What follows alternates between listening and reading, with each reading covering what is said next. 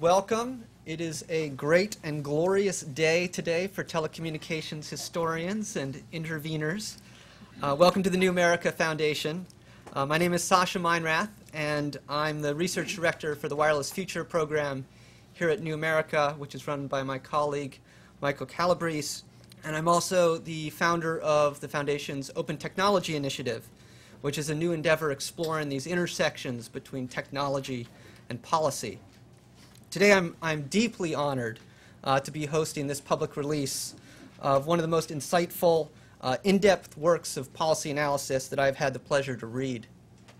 Amit Schechter has done a brilliant job of harnessing many of today's most brilliant minds, some of the most fantastic people working in this arena.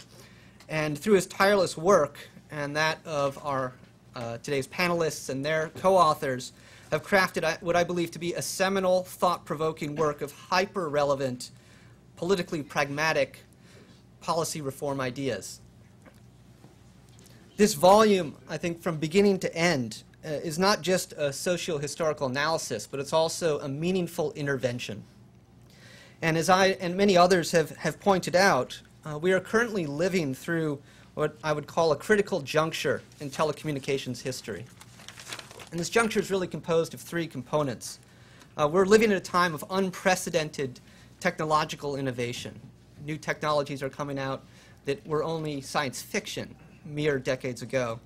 We have unparalleled consumer demand for new media outlets, new communications technologies, and we have these dramatic shifts that are happening at our administrative, our legislative, and our regulatory structures. And this has created kind of this perfect storm for meaningful, long-term reform. So for better or worse, the next few years will determine the trajectory of telecommunications for generations to come. And thus, the battles being fought today are of particularly heightened importance. So over the next 3 hours, you will get a glimpse of many of these battles and a taste for some of the forward-thinking solutions that these scholars have developed.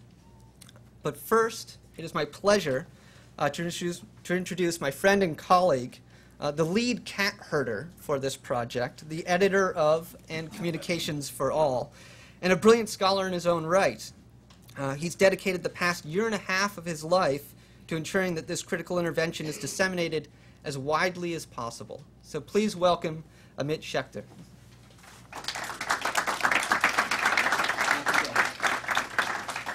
Thank you. We were talking about this brilliant scholar. I was looking back to see who you were referring to.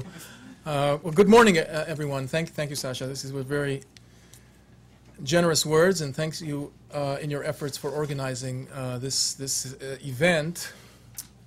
We're marking today the launch of what I perceive to be kind of a unique endeavor. There are many transition documents in Washington today, and many of them carry valuable advice and insights for President Obama's administration. But the project that I believe I am celebrating today, and I hope you are as well, is somewhat different. It's been written only by academics.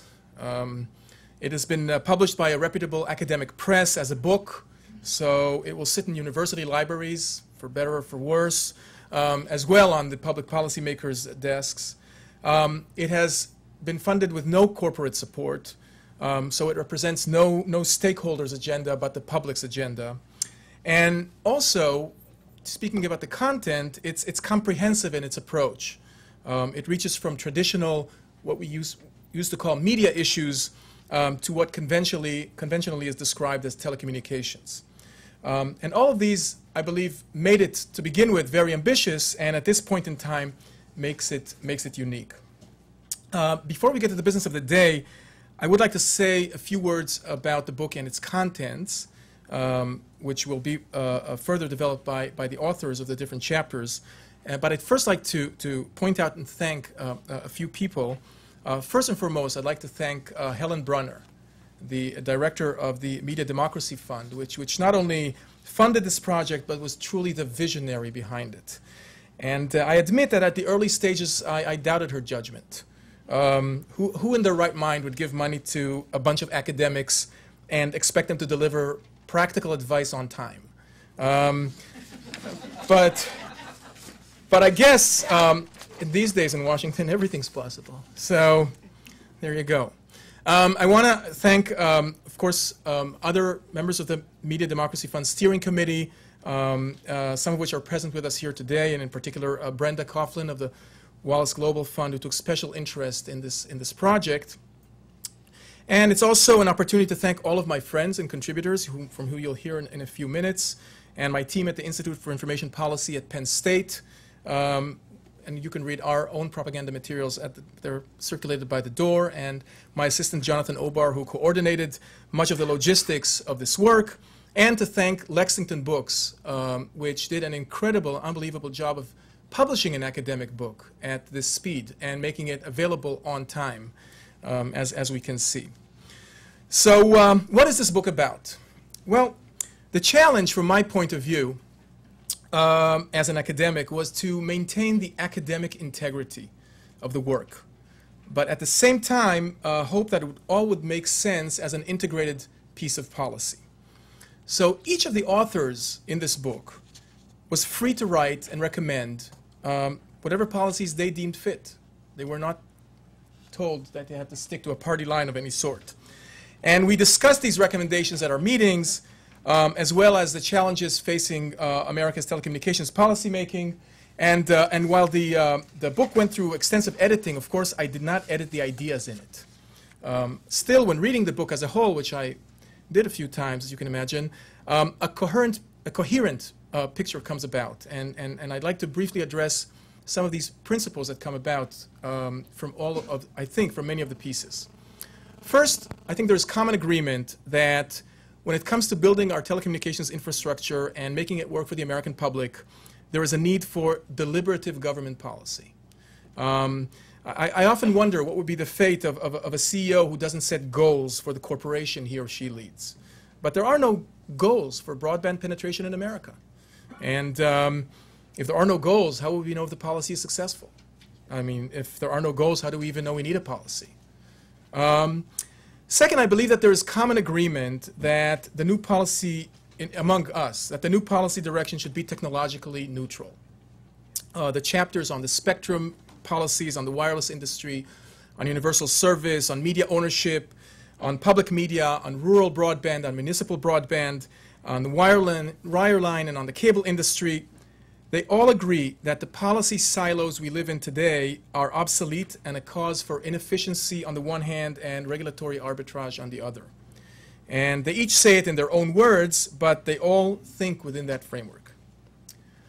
Third, I suppose that there's agreement among us that the telecommunication infrastructure should serve both commercial aspirations and public objectives, and that policy should enable both.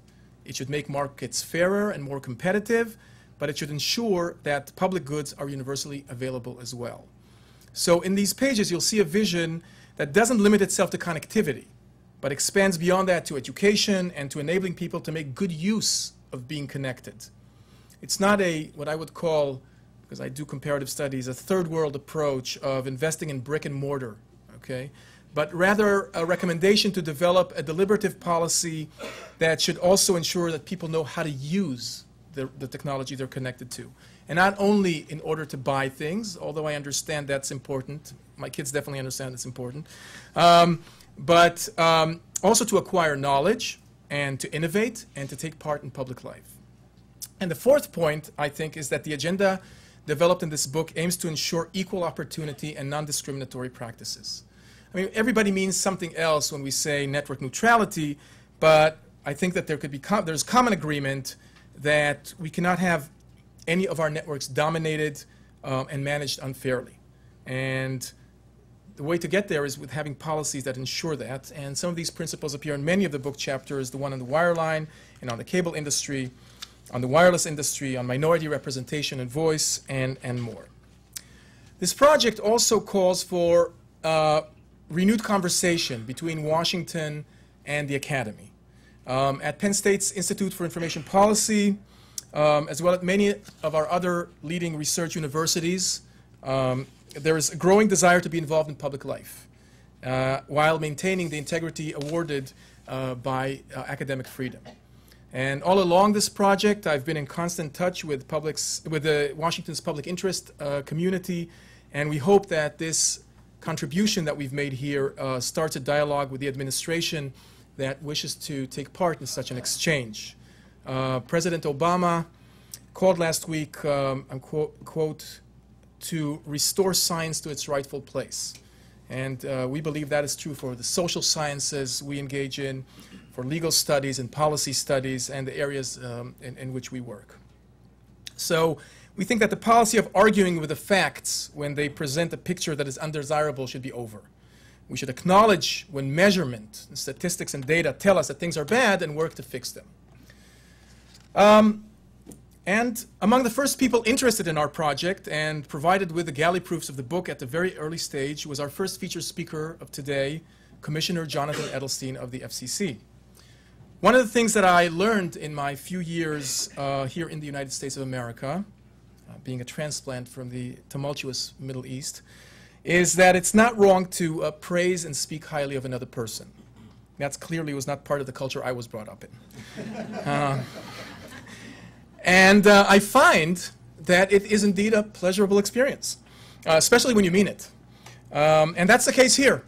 I think there's a cross-the-board agreement that for the past 6 years that Commissioner Edelstein has served on the FCC, he has been the torchbearer when it comes to putting the public interest ahead of all other considerations. Commissioner Edelstein joined the FCC in 2002 after 15 years of service as a staff member in the U.S. Senate, the last 7 of them with then Senate Majority Leader and current Secretary of Health and Human Services designate Tom Daschle. While being a minority member for this whole period, Commissioner Edelstein demonstrated the capability to make his voice not only heard, but actually matter when it mattered. And the examples are countless on network neutrality, on media consolidation, on involving the public in policy making, and on protecting children and young audiences. So it's therefore both an honor and a pleasure that he has agreed to speak with us here today. Commissioner Edelstein, please. That's so fast. I got something for you. Well, the feeling is mutual, and before you leave, I got to get you to sign this book. Oh. This is really a great accomplishment, and the feeling is mutual in terms of admiration. I really appreciate those kind words. It meant a lot to me coming from you, who's done so much to pull this together, this effort and so many others. It's really a fantastic compilation, and I'm really honored to join with you and everybody else who's here today. Such a packed crowd shows what a great interest there is in this effort. And launching a new agenda is perfectly timed here. I think we all owe a debt of thanks to the brilliant professors that make up the Future of American Communications Working Group that you helped to lead. Over the years, we've benefited from the scholarship and the input of so many of you. And now you've truly risen to this special moment in history. As a policymaker myself, I was really engaged by the draft, by the proofs that you sent along. It was great to see the battles that I've personally waged for so long, so well expressed and understood, and all conveniently put in one tome there, which you're going to do this monumental signature on. This thing may not make the top 10 in Amazon, but if there was a separate category at Amazon for telecom books, you can bet this would be #1. Every telecom geek in America is going to get a copy of this thing, and for good reason, because it's really a book that explodes on the scene just at the time when it's needed most. The authors of this book have served up a banquet of food for thought right when policymakers are the very hungriest for good ideas. I, for one, ate it up. I couldn't put it down. So especially when I got it in the hard copy, it's a little easier to read than those proofs. But I certainly want to commend the Media Democracy Fund for wisely funding this project and the New America Foundation for hosting today's unveiling. And it's great to see so many friends from these many battles that are here today and the great minds that have led us through difficult times. And here we are at a special time in Washington when we all saw the riveting events of the inaugural last week. There's a sense of optimism and a profound hope that we can rise to the difficult challenges that are before us.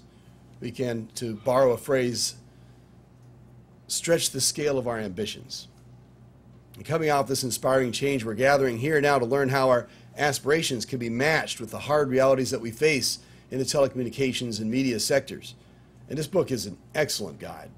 You know, it's my deeply held belief that we need to maximize the potential of every citizen to contribute to our social, economic, cultural well-being through communications.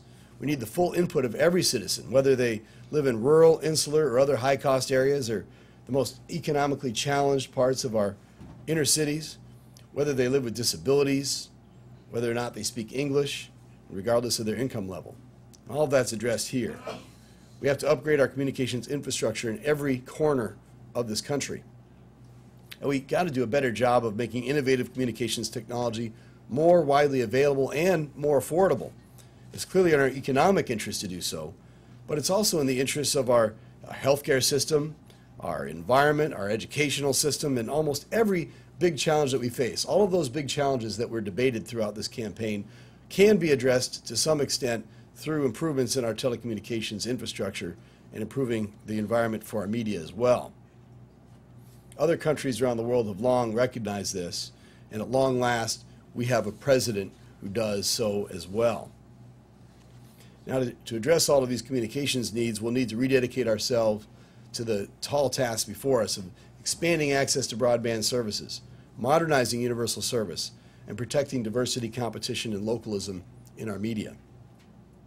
The authors of this book have, of course, tackled each of these key subjects with great erudition and thought. Many years of thinking went into the final product of this. To be sure, some of these ideas may find firmer root than others. We still have policy disputes. We always will. That's a fact of life in this town. But we can all unite in the goal of leveraging the power of communications and media to create opportunity and advancement. We need to harness the talents of everyone in this country to maximize our economic growth, to improve our quality of life, and uplift our democracy and the values that we hold dear. The skeleton key to this new age of communications and opportunity is, of course, broadband internet access. It's the assumption of every chapter that broadband connections are revolutionizing the communications possibilities and transforming the economic, social, healthcare, educational, and public safety opportunities for our communities. One of our essential challenges at the FCC, and for policymakers at all levels of government, has to be promoting the widespread deployment of broadband facilities to carry these new and innovative services. It's the critical infrastructure of our economy and our democracy. Clearly, this won't happen overnight. It's going to take a multifaceted, multi-pronged effort. It's going to take a government-wide effort across different federal agencies in a way that I think we'll see coordination like we've never seen before. And of course, it'll take contributions from every sector, private, public, nonprofit, and especially we want to involve the academic community, as you suggested. It will take time, but it's reassuring to finally have a leader at the top who truly understands the importance of these digital connections and who's already established a legacy of using them to effect profound social change. Working together, I'm confident that we'll be able to improve our standing in terms of broadband deployment, availability, affordability, and competition, which will drive all of it. Any effective effort to improve broadband penetration nationwide will rely, of course, heavily on wireless broadband as the wave of the future. It's a key element to try to reach hard-to-serve areas. Considering our ever-increasing ability to access a number of broadband services and applications over wireless devices, mobile devices, the role of spectrum in the future of our nation's overall broadband deployment is apparent. There's a clear need for a focus on spectrum efficiency and on spectrum management. The future success of our economy will demand that we promote the expansion of communications infrastructure and focus our energies on optimizing our spectrum resources. As I've said before, God isn't making any new spectrum, so we've got to do more with what we've got. And we'll also work to ensure that the ills that have plagued our media aren't visited upon the internet. We won't allow a few gatekeepers to control the internet. We'll keep the internet open. Internet freedom will prevail, and it will remain of the people, by the people, and for the people. As for the broadcast media, as we move into the digital age, it remains hugely influential. Even as we see all these new media and we see the digital media, we can't forget that the airwaves belong to the American public. It's critical to preserve access to what the Supreme Court has called the uninhibited marketplace of ideas. We believe that the media matters in a fundamental way to our democracy and to our way of life. In this era of responsibility that we've been called to, the media must be responsive to their communities, and the diversity of America should be represented on the public's airwaves. For the past 8 years, we've struggled to fight misguided policies, trying to do no harm. But now we're blessed and challenged with the opportunity to make the media landscape look and sound like America and represent our best. We need to open the airwaves to community-based and minority voices and improve minority and women ownership. And we must establish public interest obligations on broadcasters as they enter the digital age. What our media produces is exported around the globe as the most influential expression of our culture. People around the world love America because they, in many cases, love our creative output, even as in recent years they haven't thought the most of our leadership. Now that we have a leader they can admire, we can't afford to reinforce negative stereotypes of an increasingly violent and coarse culture. It's the marketplace that's produced our greatest triumphs, and we must work to harness it to express our greatness as a people and as a beacon for freedom and democracy around the world. So as you can see, the decisions that we touch on affect so many aspects of our modern life. I'm really grateful for the work that's been done by the authors of this book today. These academics are consistently thoughtful and objective and passionate about the issues before us. And they challenge us to embody that same spirit in the decisions that we make. We may not agree on every policy detail, but certainly honest disagreement can breed discourse, and that's what this book's going to do. And we're greatly in need of discourse, and we're greatly in need of big ideas like so many that are contained in this volume. I'm reminded of the words of Justice Oliver Wendell Holmes. Over 100 years ago, he wrote, "The ultimate good desired is better reached by the free trade in ideas. The best test of truth is the power of the thought to get itself accepted in the competition of the market." It's precisely that free trade of ideas that this paper and all the authors seek to promote in this book. It's really innovative technologies that will drive our economic growth. And in the same spirit, the creative proposals in this book should drive innovation in developing a new communications agenda. And I'm really looking forward to a new era of openness at the FCC. We can now engage the academic community and our own outstanding staff who have so many good ideas in a vigorous debate about how to accomplish the goals that we share. Those who seek the best outcome for the country we serve have nothing to fear and everything to gain from the free expression of ideas inside and outside the Commission. Glasnost at the Commission has already begun with the ascension of our new acting chairman, Commissioner Copps, who in his first moments as chairman signaled a new openness where the staff can freely share and debate ideas with each other and with the leadership of the Commission. Ideas like those we'll hear today can now be debated internally without fear or intimidation. Those who seek the truth have nothing but appreciation for open debate and creative thought. The time is over when a privileged few ruled as though they had a monopoly on the best ideas, and those who questioned them were seen as disloyal or worse. It may be winter in Washington, but now is the springtime in the garden of ideas, where different species will burst forth in an array of colors.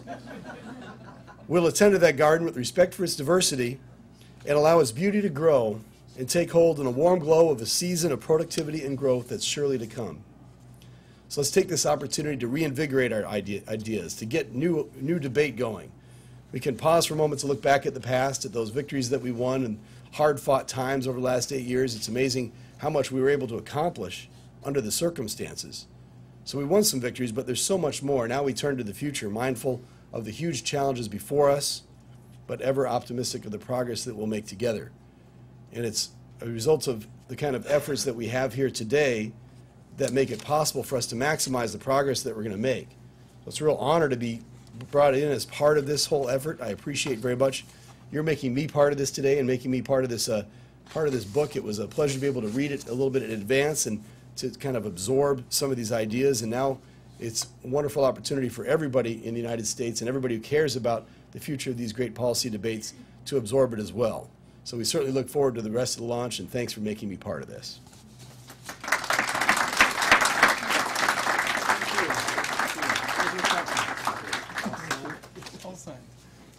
Well, thank you very much, Commissioner Adelstein, for your insightful comments and for the kind words.